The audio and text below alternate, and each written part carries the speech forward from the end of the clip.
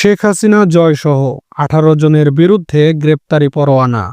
তথ্য গোপন করে পূর্বাঞ্চলে প্লট বরাদ্দের জালিয়াতির অভিযোগে দুদকের করা মামলায় ভারতে পালিয়ে যাওয়া সাবেক প্রধানমন্ত্রী শেখ হাসিনা ও তার ছেলে সজীব ওয়াজের জয়সহ 18 জনের বিরুদ্ধে গ্রেপ্তারি পরোয়ানা জারি করেছে আদালত। মঙ্গলবার 15 এপ্রিল ঢাকা মহানগর দায়রা জজ মোহাম্মদ জাকির হোসেন গনিব মামলার অভিযোগপত্র আমলে গ্রহণ করে এ আদেশ দেন।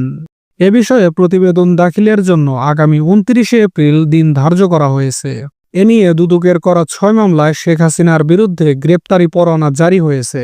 মামলার অভিযোগপত্রে বলা হয়েছে, প্রধানমন্ত্রী থাকাকালে শেখ হাসিনা নিজের মালিকানায় ও তার ছেলে মেয়ে, বোন এবং বোনের 2 ছেলে মেয়ের নামে ঢাকা শহরে বাড়ি বা ফ্ল্যাট বা আবাসন সুবিধা থাকার পরেও সেই তথ্য গোপন করে পূর্বাচল নতুন শহর আবাসন প্রকল্পের প্লট বরাদ্দ নিয়েছেন। এতে বরাদ্দ সংক্রান্ত আইন রীতিমালা লঙ্ঘন হয়েছে। সাবেক প্রধানমন্ত্রী তার দপ্তর সহ প্রকল্পের বরাদ্দ বিষয়ক দায়িত্বপ্রাপ্ত গৃহায়ন ও গণপূর্ত মন্ত্রণালয় এবং রাজুকের কর্মচারীদের প্রভাবিত করে ক্ষমতার অপব্যবহার করেছেন।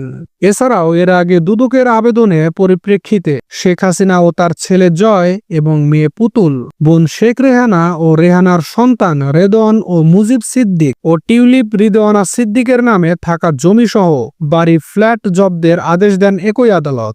এছাড়াও জাতির জনক বঙ্গবন্ধু শেখ মুজিবুর রহমান মেমোরিয়াল ট্রাস্টে থাকা 16,12,55,000 টাকা ফ্রিজ করে দেওয়ার আদেশ দেন আদালত।